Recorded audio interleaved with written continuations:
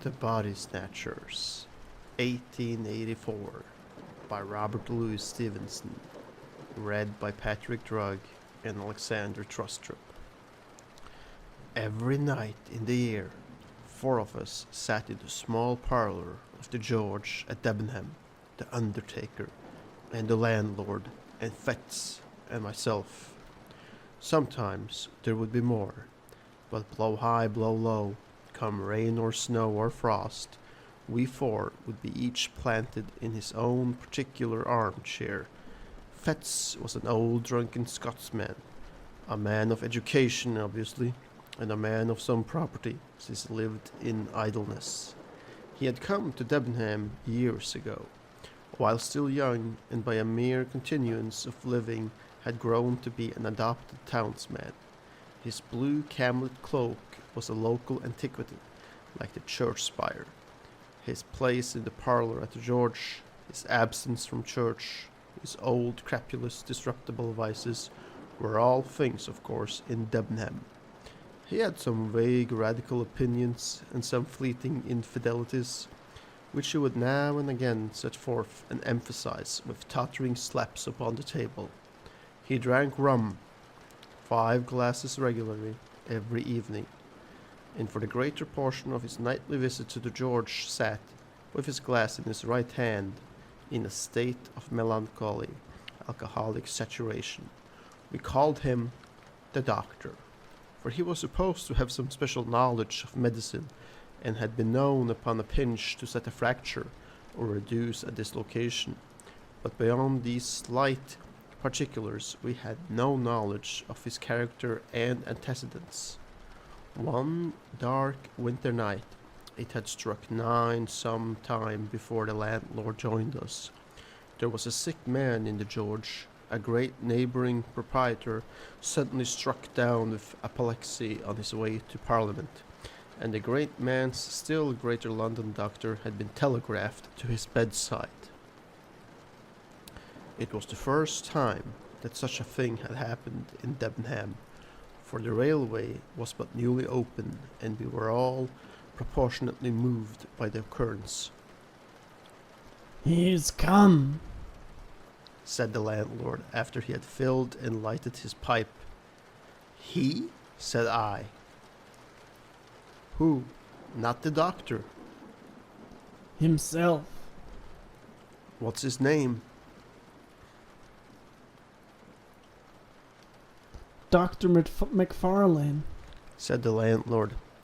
Fetz was far through his 3rd tumblers, stupidly fuddled, now nodding over, now staring mazily around him, but at the last word he seemed to awaken and repeated the name. "McFarlane," twice, quiet enough the first time, but with sudden emotion at the second. "Yes, Said the landlord. that's his name, Dr. Wolfe McFarlane." Fetz became instantly sober. His eyes awoke, his voice became clear, loud and steady, his language forcible and earnest. We were all startled by the transformation, as if a man had risen from the dead. "I beg your pardon. He said, I'm afraid I have not been paying much attention to your talk. Who is this Wolfe McFarlane?" and then when he had heard the landlord out, "It cannot be, it cannot be. he added, And yet I would like to see him face to face." "Do you know him, doctor?" asked the undertaker with a gasp. "God forbid." Was the reply. "And yet the name is a strange one. It were too much to fancy, too. Tell me, landlord, is he old?" "Well," said the host, "he's not a young man, to be sure, and his hair is white, but he looks younger than you." "He is older, though. He is older. But with a slap upon the table. it's the rum you see in my face. Rum and sin.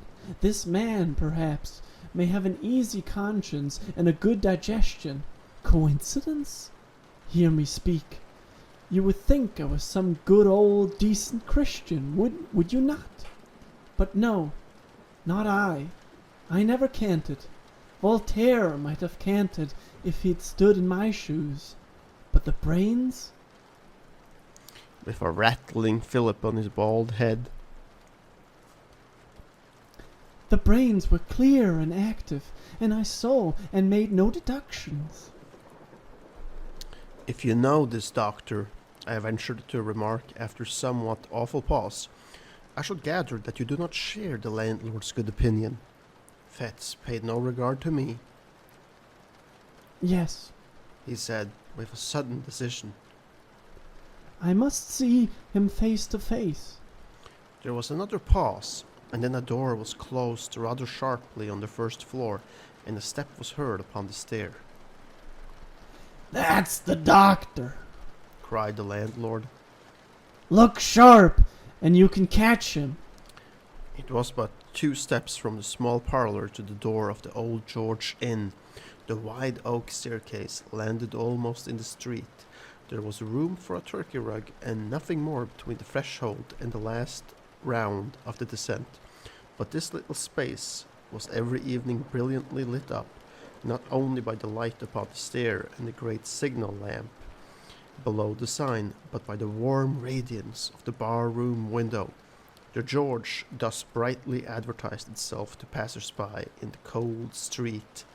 Fetz walked steadily to the spot, and we who were hanging behind beheld the 2 men meet, as one of them had phrased it, face to face. Dr. McFarlane was alert and vigorous. His white hair set off his pale and placid, although energetic, countenance. He was richly dressed in the finest of broadcloth and the whitest of linen, with a great gold watch chain and studs and spectacles of the same precious material. He wore a broad-folded tie, white and speckled with lilac, and he carried on his arm a comfortable driving coat of fur. There was no doubt but he became his years, breathing, as he did, of wealth and consideration, and it was a surprising contrast to see our parlour sot, bald, dirty, pimpled, and robed in his old camlet cloak, confront him at the bottom of the stairs. McFarlane, He said somewhat loudly, more like a herald than a friend. The great doctor pulled up short on the 4th step, as though the familiarity of the address surprised and somewhat shocked his dignity. Toddy McFarlane. Repeated Fetz. The London man almost staggered. He stared for the swiftest of seconds at the man before him, glanced behind him with a sort of scare, and then in a startled whisper, Fetz. he said. You. Hey. Said the other. Me. Did you think I was dead too? We are not too easy shut out of our acquaintance. Hush, hush. Exclaimed the doctor. Hush, hush. This meeting is so unexpected. I can see you are unmanned. I hardly knew you. I confess at first, but I am overjoyed to have this opportunity. For the present, it must be how d'ye do and goodbye in one. For my fly is waiting, and I must not fail the train. But you shall, let me see, yes, you shall give me your address, and you can count on early news of me. We must do something for you, Fetz.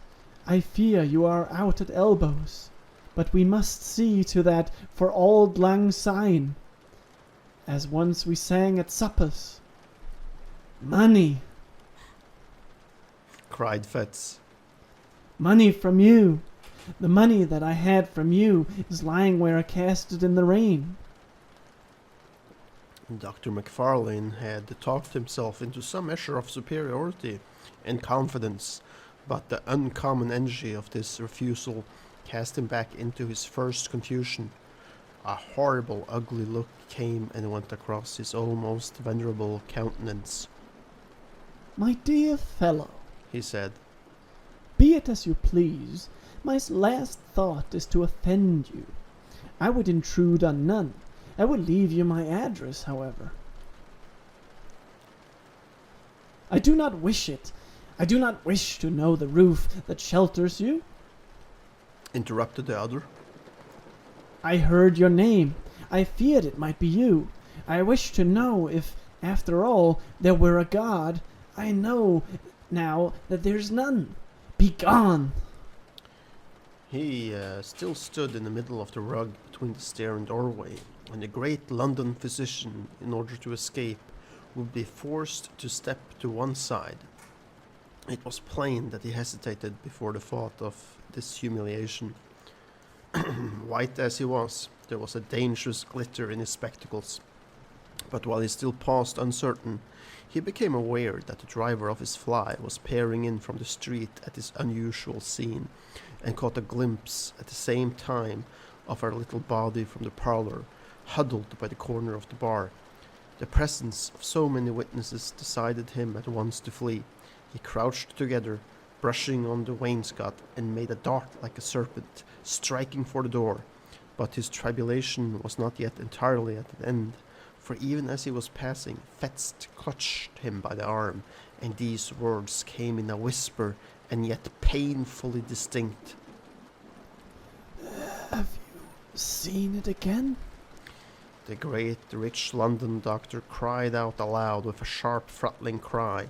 He dashed his questionnaire across the open space, and with his hands over his head, fled out the door like a detected thief. Before it had occurred to one of us to make a movement, the fly was already rattling toward the station. The scene was over like a dream, but the dream had left proofs and traces of its passage.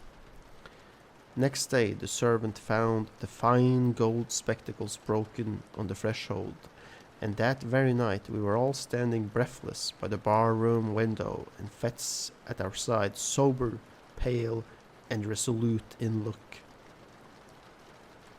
God protect us, Mr. Feds, said the landlord, coming first into possession of his customary senses. What in the universe is all this? These are strange things you've been saying. Fetz turned toward us. He looked us each in succession in the face. See if you can hold your tongues, said he. That man, MacFarlane, is not safe to cross. Those that have done so already have repented it too late. And then, without so much as finishing his third glass, far less waiting for the other two, he bade us goodbye and went forth under the lamp of the hotel into the black night. We three turned to our places in the parlour with the big red fire and 4 clear candles. And as we recapitulated what had passed in the first chill of our surprise, soon changed into a glow of curiosity. We sat late. It was the latest session I have known in the Old George. Each man, before we parted, had his theory that he was bound to prove, and none of us had any nearer business in this world than to track out the past of our condemned companion, and surprise the secret that he shared with the great London doctor. It is not great boast, but I believe I was a better hand at warming out the story than either of my fellows at the George, and perhaps there is now no other man alive who can narrate to you the following foul and unnatural events. In his young days, Fetz studied medicine in the schools of Edinburgh. He had talent of a kind, the talent that picks up swiftly what it hears and readily retails it for its own. He worked little at home, but he was civil, attentive, and intelligent in the presence of his masters. They soon picked him out as a lad who listened closely and remembered well. Nay, strange as it seemed to me when I first heard it, he was in those days well-favoured and pleased by his exterior. There was at that period a certain extramural teacher of anatomy, whom I shall here designate by the letter K. His name was subsequently too well known. The man who bore it skulked through the streets of Edinburgh in disguise, while the mob that applauded at the execution of Burke called loudly for the blood of his employer. But Mr. K was then at the top of his vogue. He enjoyed a popularity due partly to his own talent and address, partly to the incapacity of his rival, the university professor. The students, at least, swore by his name, and Fetz believed himself, and was believed by others, to have laid the foundation of success when he had acquired the favor of this metaphorically famous man, Mr. K. Mr. K was a bon vivant, as well as an accomplished teacher. He liked a sly allusion no less than a careful preparation. In both capacities, Fetz enjoyed and deserved his notice, and by the second year of his attendance, he held the half-regular position of second demonstrator or sub-assistant in his class. In this capacity, the charge of the theatre and lecturedom dissolved in particular upon his shoulders. He had to answer for the cleanliness of the premises and the conduct of the other students, and it was a part of his duty to supply, receive, and divide the various subjects. It was a view to this last at that time very delicate, affair that he was lodged by Mr. K in the same wind, and at last in the same building with the dissecting room here. After a night of turbulent pleasures, his hand still tottering, his sight still misty and confused, he would be called out of bed in the black hours before the winter dawn by unclean and desperate interlopers who supplied the table. He would open the door to these men, since infamous throughout the land. He would help them with their tragic burden, pay them their sordid price, and remain alone when they were gone, with the unfriendly relics of humanity. From such a scene he would return to snatch another hour or two of slumber to repair the abuses of the night, and refresh himself for the labors of the day.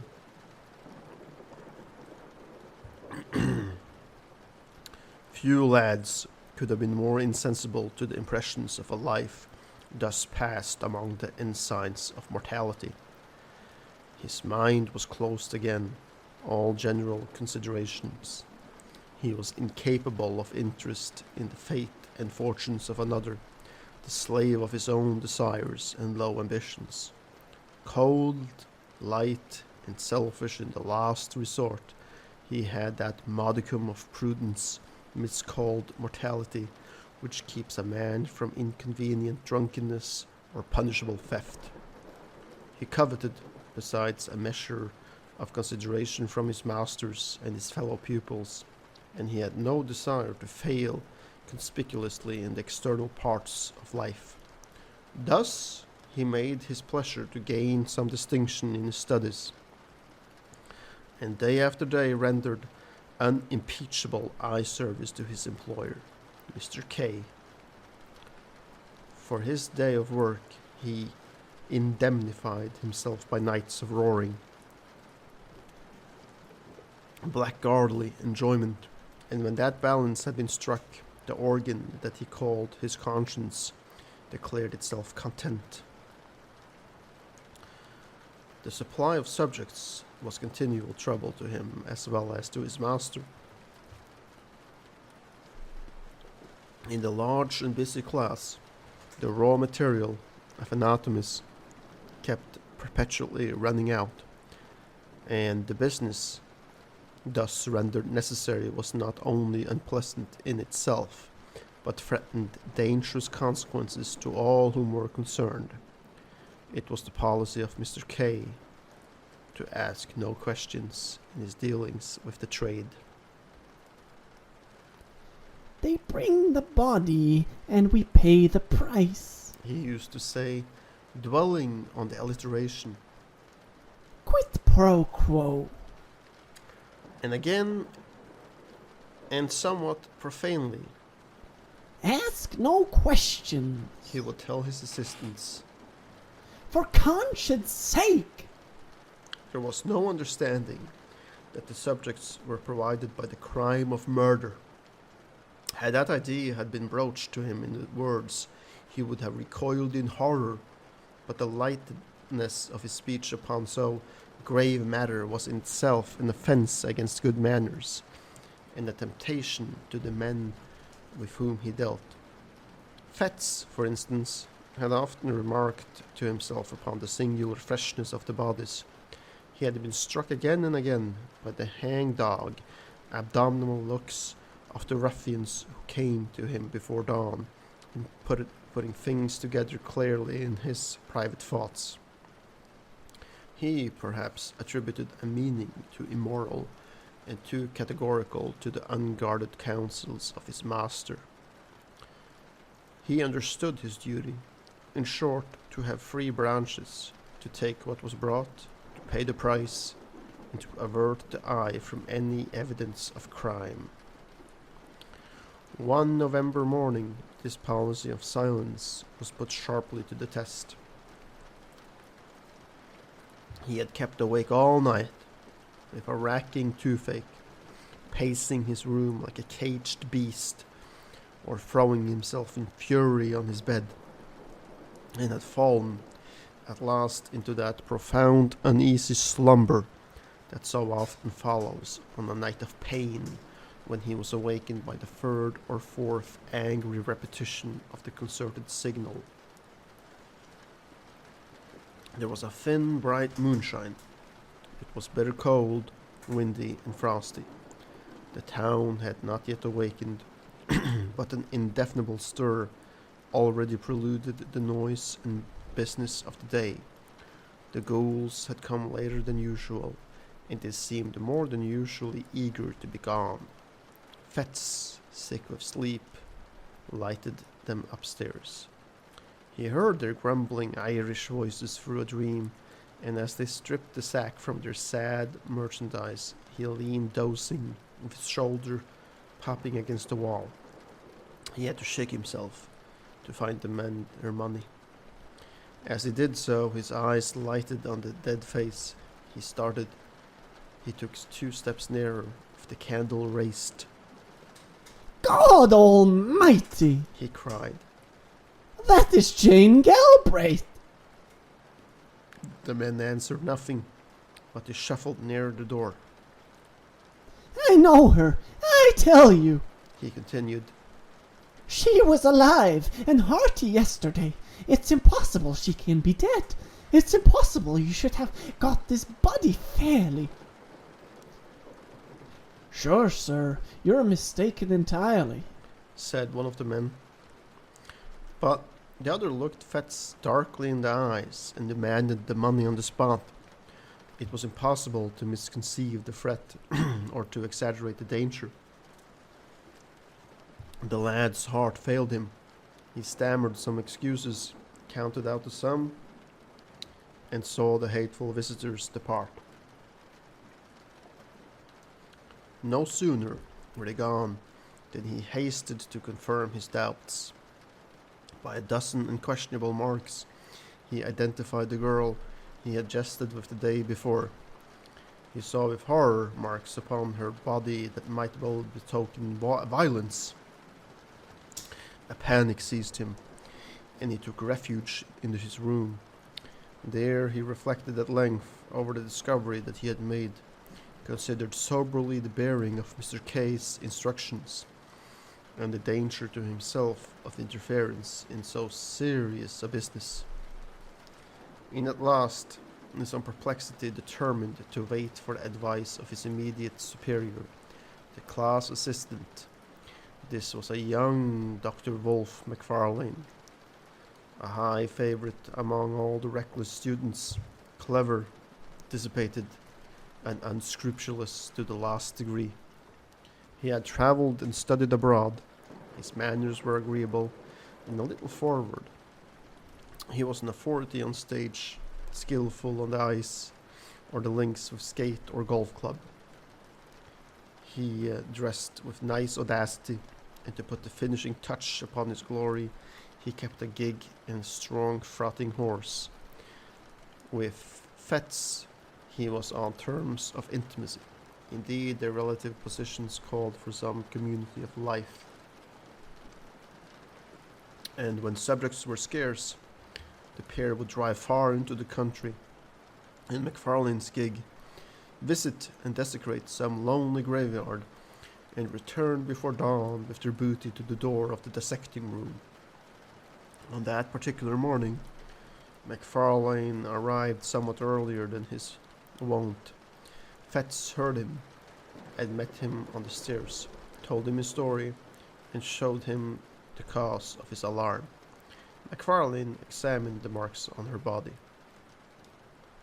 Yes, He said with a nod. it looks fishy. Well, what should I do? Asked Fetz. Do? Repeated the other. Do you want to do anything? Least Least said, soonest mended, I should say. Someone else might recognize her. objected Fetz. She was as well known as the Castle Rock. Well, we'll hope not. Said McFarlane. And if anybody does, well, you didn't. Don't you see? And there's an end. The fact is, this has been going on too long. Stir up the mud, and you'll get Kay into the most unholy trouble.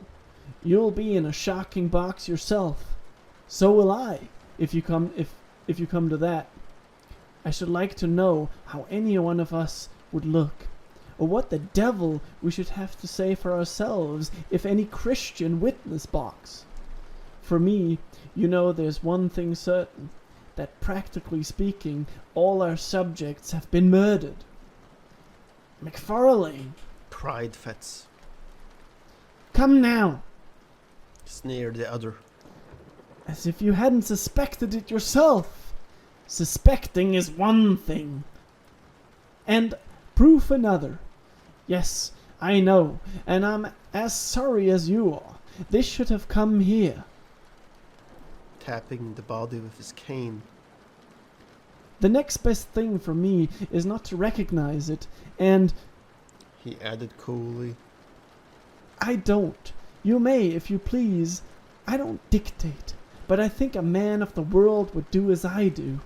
And I may add, I fancy that is what Kay would look for at our hands. The question is, why did he choose us two for his assistants? And I answer, because he didn't want old wives. This was the tone of all others to affect the mind of a lad like Fetz. He agreed to imitate McFarlane. The body of the unfortunate girl was duly dissected, and no one remarked or appeared to recognize her. One afternoon, when his day's work was over, Fetz dropped into a popular tavern and found McFarlane sitting with a stranger. This was a small man, very pale and dark, with coal black eyes. The cut of his features gave a promise of intellect and refinement which was but feebly realized in his manners. For he proved, upon a nearer acquaintance, coarse, vulgar, and stupid. He exercised, however, a very remarkable control over McFarlane, issued orders like the great Bashaw, became inflamed at the least discussion or delay, and commented rudely on the servility with which he was obeyed. This most offensive person took a fancy to Fetz on the spot, plied him with drinks, and honored him with unusual confidences on his past career.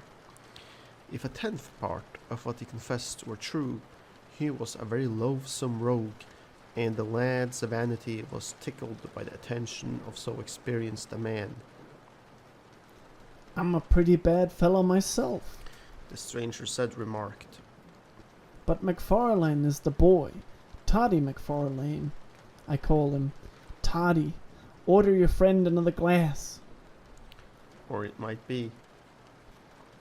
Toddy, you jump up and shut the door.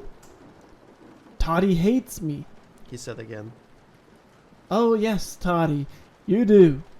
Don't you call me that confounded name. Growled McFarlane. Hear him! Did you ever see the lads play knife? He would like to do that all over my body. Remarked the stranger. We medicals have a better way than that. Said Fetz. When we dislike a friend of ours, we dissect him. McFarlane looked up sharply, as though this jest was scarcely to his mind. The afternoon passed. Gray, for that was the stranger's name, invited Fetz to join them at dinner, ordered a feast so sumptuous that the tavern was thrown in commotion, and when all was done commanded McFarlane to settle the bill. It was late before they separated. The man Gray was incapably drunk. McFarlane, sobered by his fury, chewed the cud of the money he had been forced to squander and the slights he had been obliged to swallow. Fetz, with various liquors singing in his head, returned home with devious footsteps and a mind entirely in abeyance. Next day, McFarlane was absent from the class, and Fetz smiled to himself as he imagined him still scouring in the intolerable Grey from tavern to tavern. As soon as the hour of liberty had struck, he posted from place to place in quest of his last night companions. He could find them, however, nowhere, so returned early to his rooms, went early to bed, and slept the sleep of the just. At 4 in the morning he was awakened by the well-known signal. Descending to the door, he was filled with astonishment to find McFarlane with his gig, and in the gig one of those long and ghastly packages with which he was so well acquainted. What? He cried. Have you been alone? How did you manage? But McFarlane silenced him roughly, bidding him turn to business. When they had the body upstairs and laid it on the table, McFarlane made at first as if he were going away. Then he paused and seemed to hesitate, and then, You had better look at the face. said he, in tones of somewhat constraint. You had better. He repeated, as Fetz only stared at him in wonder. But where? And how? And when did you come by it? Cried the other. Look at the face. Was the only answer. Fetz was staggered. Strange doubts assailed him. He looked from the young doctor to the body and then back again. At last, with a start, he did as he was bidden. He had almost expected that the sight that met his eyes, and yet the shock was cruel, to see, fixed in rigidity of death and naked on that coarse layer of sackcloth, the man whom he had left well clad and full of meat and sin upon the threshold of a tavern awoke, even in the faultless Fetz, some of the terrors of the conscience. It was a cross TB which re-echoed in his soul. The two whom he had known should have come to lie upon these icy tables, yet there were only secondary thoughts. His first concern regarded Wolf. Unprepared for a challenge so momentous, he knew not how to look his comrade in the face. He durst not meet his eye, and he had neither words nor voice at his command. It was McFarlane himself who had made the first advance. He came up quietly behind him and laid his hand gently but firmly on the other's shoulders. Ricardson, Said he. May have the head. Now Richardson was a student. Richardson was a student who had long been anxious for that portion of human subject to dissect. There was no answer, and the murderer resumed. Talking of business, you must pay me. Your accounts, you see, must tally. Fats found a voice, the ghost of his own. Pay you? He cried. Pay you for what? For that? Why, yes, of course you must. By all means, and on every possible account you must. Returned the other. I dare not give it for nothing. You dare not take it for nothing. It would compromise us both. This is another case like the Jane Galbraiths. The more things are wrong, the more we must act as if we all were right. Where does old K keep his money? There, Answered Fats hoarsely, pointing to a cupboard in the corner. give me the key then. Said the other calmly, holding out his hand. There was an instant hesitation, and the die was cast. McFarlane could not suppress a nervous twitch. The infinitesimal mark of an immense relief as he felt the key between his fingers. He opened the cupboard, brought out a pen and ink and a paper book that stood in the one compartment, and separated from the funds in a drawer a sum suitable to the occasion. Now look here, He said. There's the payment made. First proof of your good faith. First step to your security. You have now to clinch it by a second. Enter the payment in your book, and then you, for your part, may defy the devil. The next few seconds were for Fats an agony of thought, but in balancing his terrors it was the most immediate that triumphed. Any future difficulty seemed almost welcome if he could avoid a present quarrel with McFarlane. He set down the candle which he had been carrying all this time, and with a steady hand entered the date, the nature, and the amount of the transaction. And now, Said McFarlane. it's only fair that you should pocket the lucre. I've had my share already. By the time when a man of the world falls into a bit of luck, has a few shillings extra in his pocket. I'm ashamed to speak of it, but there's a rule of conduct in the case. No treating, no purchase of expensive class books, no squaring of old debts. Borrow, don't lend.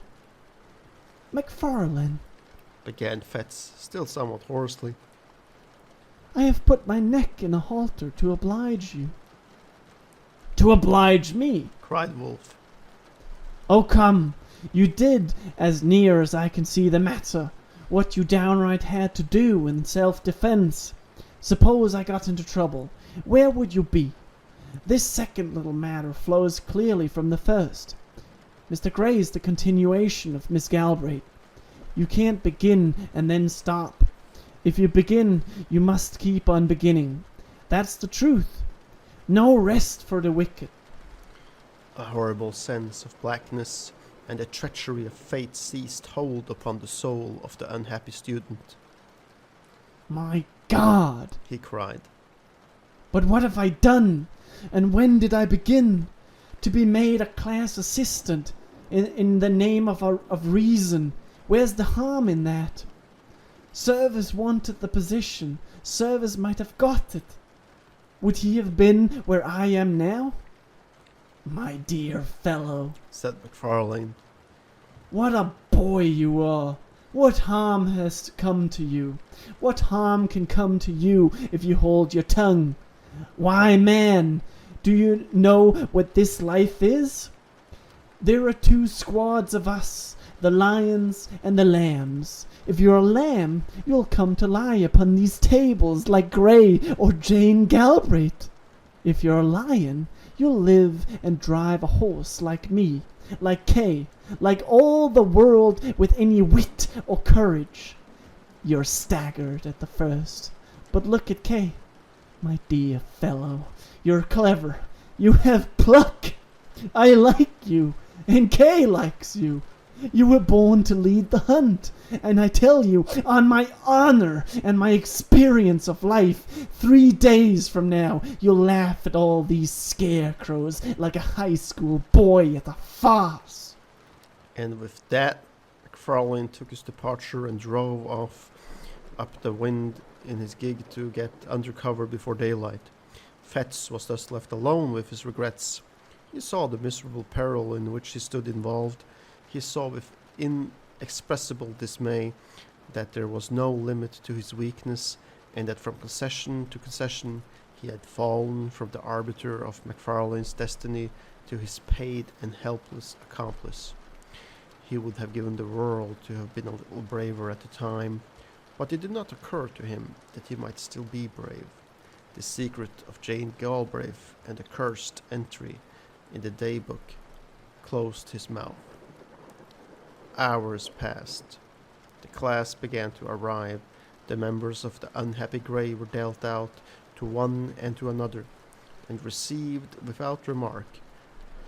Richardson was made happy with the head, and before the hour of freedom rang, Fetz trembled with exultation to perceive how far they had already gone towards safety.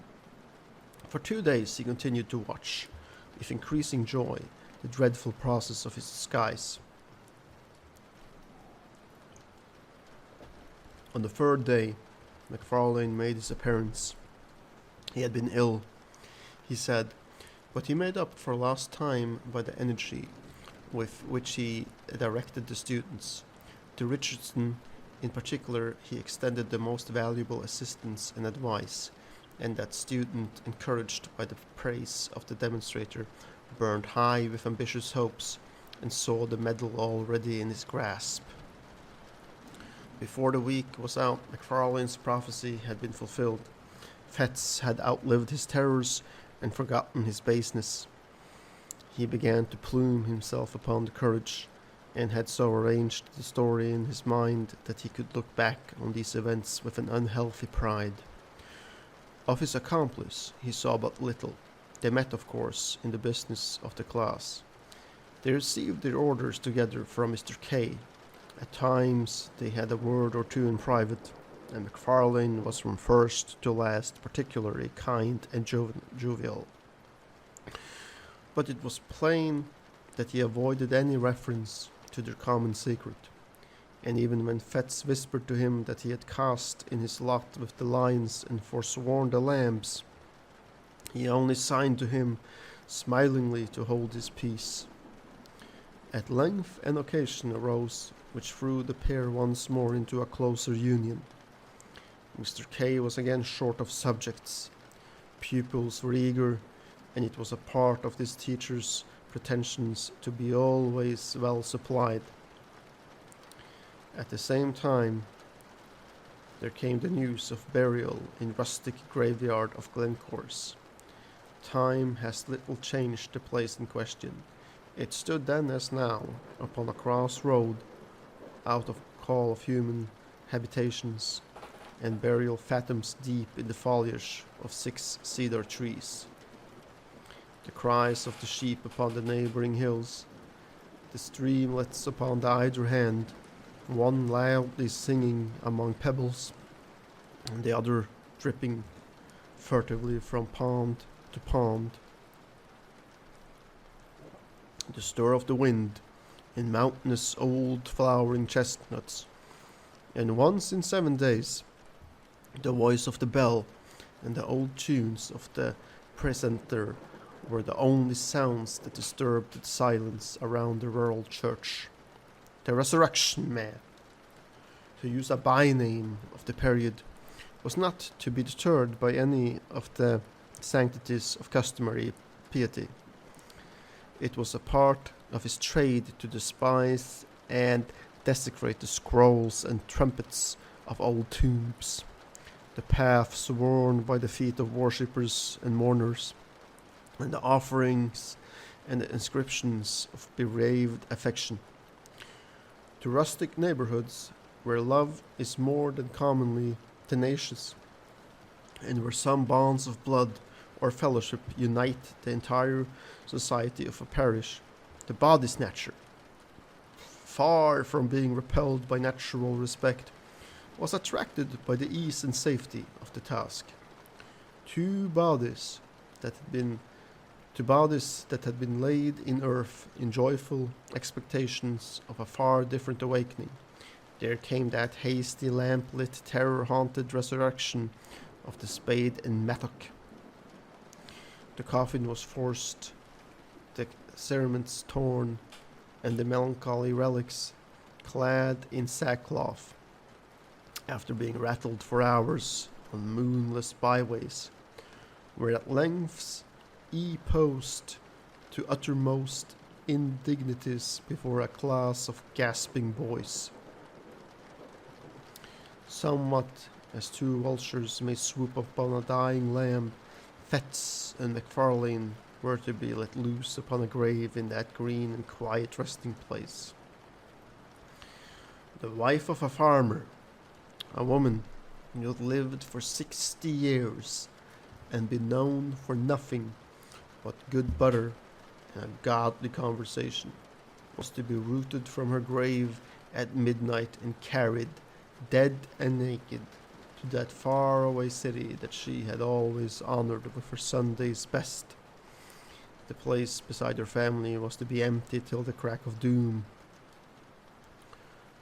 Her innocent and almost venerable members to be exposed to that last curiosity of the anatomist. Late one afternoon the pair set forth, well wrapped in cloaks and furnished with a formidable bottle. It rained without remission, a cold, dense, slashing rain. Now and again there blew a puff of wind, but these sheets of falling water kept it down. Bottle and all, it was a sad and silent drive as far as Pennyquick, where they were to spend the evening. They stopped once to hide their implements in a thick bush not far from the churchyard, and once again at the Fisher's Tryst, to have a toast before the kitchen fire and vary their nips of whiskey with a glass of ale. When they reached their journey's end, the gig was housed, the horse was fed and comforted, and the two young doctors in a private room sat to the best dinner and the best wine the house afforded.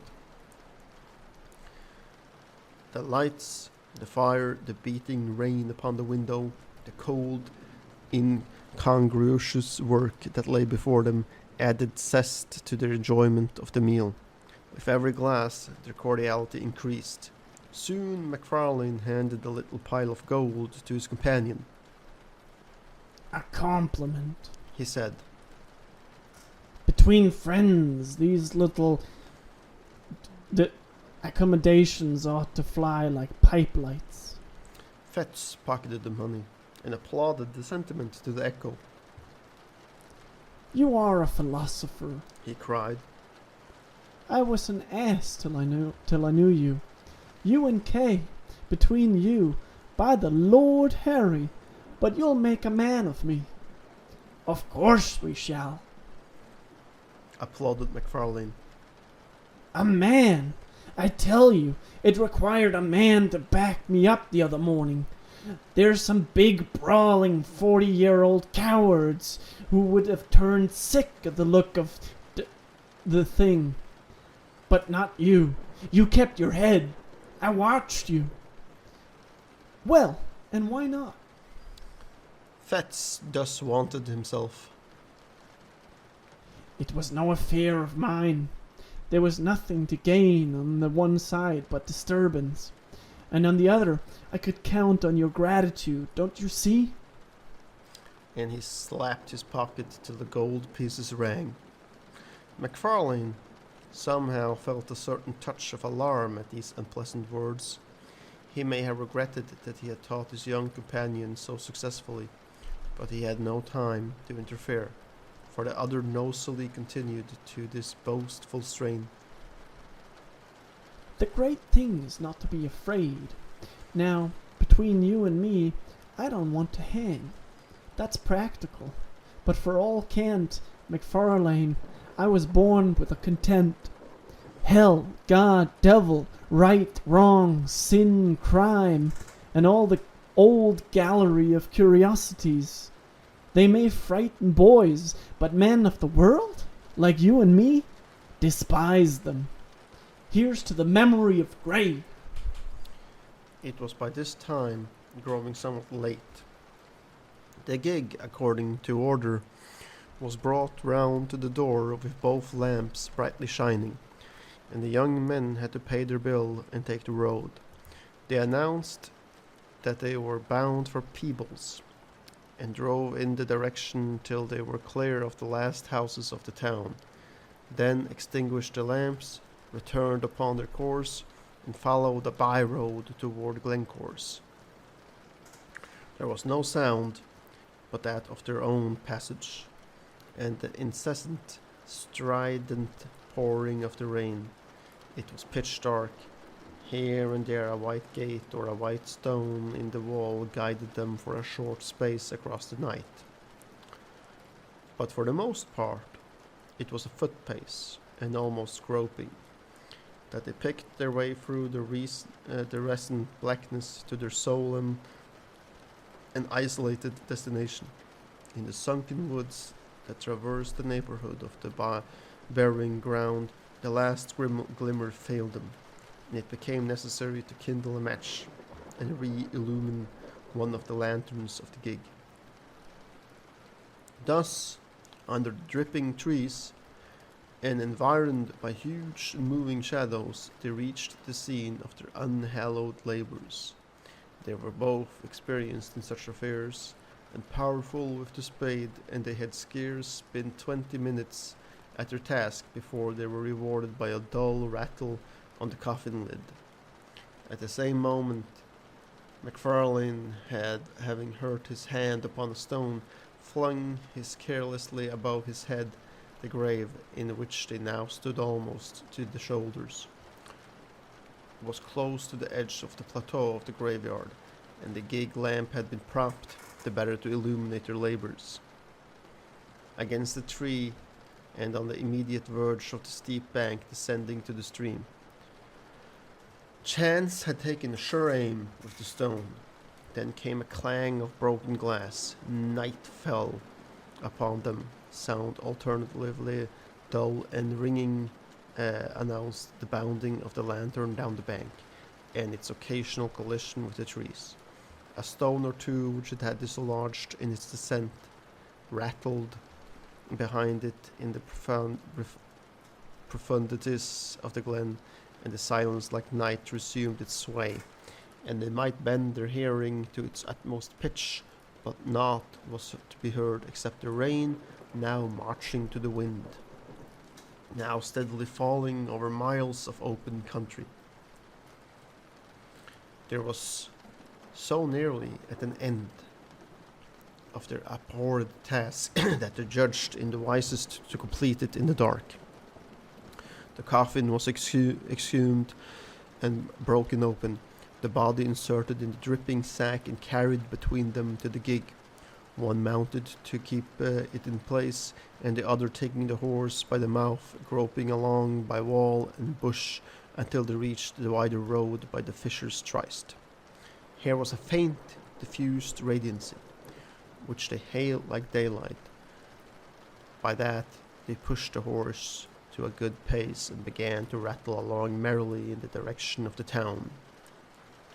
They had both been wetted to the skin during their operations, and now as the gig jumped among the deep ruts, the thing that stood propped between them fell now upon one and now upon the other. At every repetition of the horrid contact, each instinctively repelled it with the greater haste, and the process, natural although it was, began to tell upon the nerves of the companions. MacFarlane made some ill-favoured jests about the farmer's wife, but it came hollowly from his lips, and was allowed to drop in silence. Still, their unnatural burden bumped from side to side, and now the head would be laid as in confidence upon their shoulders, and now the drenching sackcloth would flap icily about their faces. A creeping chill began to possess the soul of Fetz. He peered at the bubble, and it seemed somehow larger than at first. All over the countryside, and from every degree of distance, the farm dogs accompanied their passage with tragic ululations, and it grew and grew upon his mind that some unnatural miracle had been accomplished, that some nameless change had befallen the dead body, and that it was in fear of their unholy burden that the dogs were howling. "For God's sake," said he, making a great effort to arrive at speech. "for God's sake, let's have a light." Seemingly, MacFarlane was affected in the same direction, for though he made no reply, he stopped the horse, passed the reins to his companion, got down and proceeded to kindle the remaining lamp. They had by that time got no farther than the crossroad down Auchenclinny. The rain still poured, as though the deluge were returning, and it was no easy matter to take a light in such a world of wet and darkness. When at last the flickering blue flame had been transferred to the wick and began to expand and clarify and shed a wide circle of misty brightness round the gig, it became possible for the two young men to see each other and the thing they had along with them. The rain had molded the rough sacking of the outlines of the body underneath. The head was distinct from the trunk, the shoulders plainly modelled, something at once spectral and human riveted their eyes upon the ghastly comrade of their drive. For some time, MacFarlane stood motionless, holding up the lamp. A nameless dread was swathed like a wet sheet about the body and tightened the white skin upon the face of Fetz. A fear that was meaningless, a horror of what could not be, kept mounting to his brain. Another beat of the watch, and he had spoken, but his comrade forestalled him. "That is not a woman," said MacFarlane in a hushed voice. "It was a woman when we put her in." Whispered Fetz. Hold that lamp. Said the other. I must see her face. And as Fetz took the lamp, his companions untied the fastenings of the sack and drew down the cover from the head.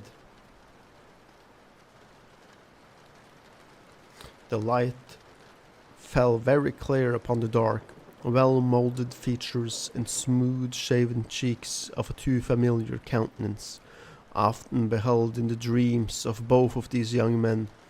A wild yell rang up into the night. Each leaped from his own side into the roadway. The lamp fell, broke, and was extinguished, and the horse, terrified by the unusual commotion, bounded and went off toward Edinburgh at a gallop, bearing along with it a sole occupant of the gig, the body of the dead, and the long dissected grey.